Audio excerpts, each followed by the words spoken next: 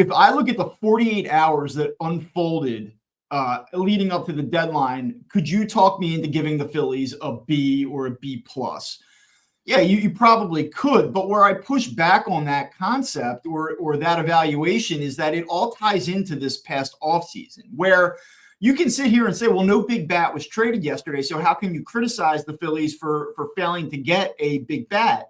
But you brought this lineup that was deeply flawed and clearly not good enough into this season. And when you do that, it's incumbent upon you as a front office to do more to rectify that.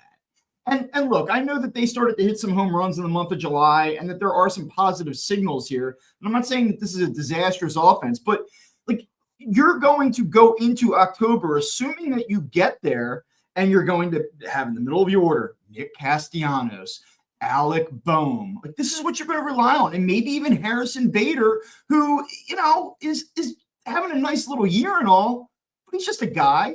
But in this lineup, I think it speaks volumes to what the Phillies lineup has been. Like, you look at his numbers and where they slide into this lineup, and he becomes their like third or fourth most productive hitter.